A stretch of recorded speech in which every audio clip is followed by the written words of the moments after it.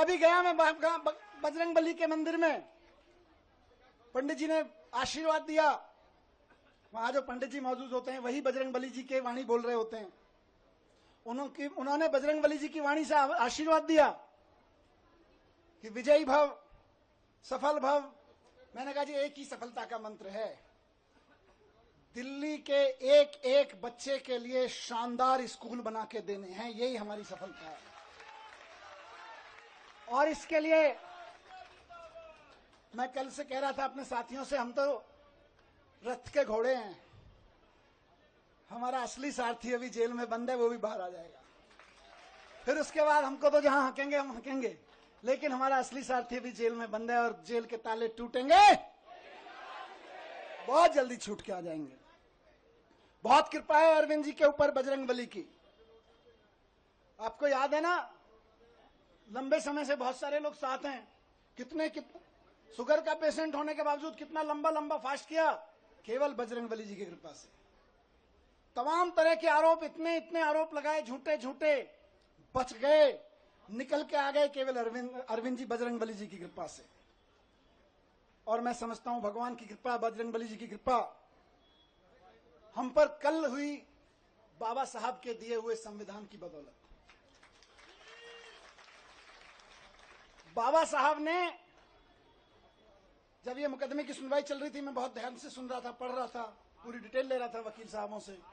बाबा साहब ने 75 साल पहले, करीब 75 साल पहले अंदाजा लगा लिया था कि कभी कभी ऐसा भी होगा, हम लोकतंत्र का संविधान बना रहे हैं, लेकिन कभी कभी ऐसा भी होगा कि इस देश में तानाशाही ताकतें आके आतंकवादियों और ड्रग माफियाओं पर लगाए जाने वाले कानून को आम आदमी के ऊपर लगाएंगे, व्यापारियों के ऊपर लगाएंगे, विपक्षियों के ऊपर लगाएंगे।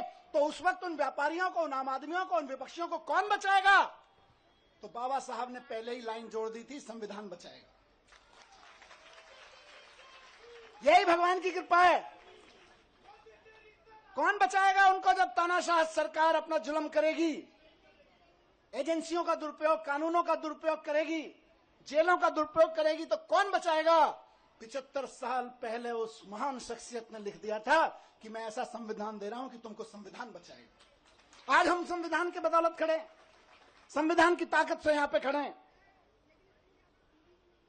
आज मैं शुक्रगुजार हूं देश के संविधान का, बाबा साहब का, और साथ साथ बहुत विनम्र निवेदन के साथ में माननीय सुप्रीम कोर्ट का, बहुत विनम्र सम्मान के साथ में माननीय सुप्रीम कोर्ट ने संविधान की दी हुई ताकत का इस्तेमाल करते हुए कल तानाशाही को कुचला, तानाशाही को कल गलत ठहराया। और माननीय सुप्रीम कोर्ट के साथ साथ में बहुत तहे दिल से शुक्रगुजार हूं उन वकीलों का जो पिछले 1.5 साल से, 17-18 महीने से, और बल्कि उससे पहले से भी पूरी लड़ाई लड़ रहे हैं। मैं जेल में बैठा था, आप लोग आंदोलन कर रहे थे, अरविंद जी जेल में बैठे हैं, आप लोग यहां सड़कों पे डंडे खा रहे हैं, लेकिन वो वकील इधर से उधर धक्के खा रहे हैं, एक कोर्ट से दूसरे कोर्ट धक्के खा रहे हैं, एक कागज से दूसरे कागज में जा रहे हैं। इनकी एक एक साजिशों का, इनकी एक एक चालबाजियों का, इनकी एक एक तिगड़मों का जवाब दे रहे हैं अदालतों में खड़े होकर, इनके एक एक झूठ का पर्दाफाश कर रहे हैं। मेरे लिए तो मैंने कल भी कहा था, भगवान स्वरूप हैं। किसी भी जेल में बंद होने वाले एक व्यक्ति के लिए तो वकील भगवान स्वरूप होता है, और मेरे लिए तो सिंघवी साहब वाकई भगवान स्वरूप हैं। अभिषेक मनु सिंघवी जी, जिन्होंने इस पूरी कानूनी लड़ाई को इस अंजाम तक पहुंचाया, और जल्दी अरविंद जी को भी बाहर लेकर आएंगे।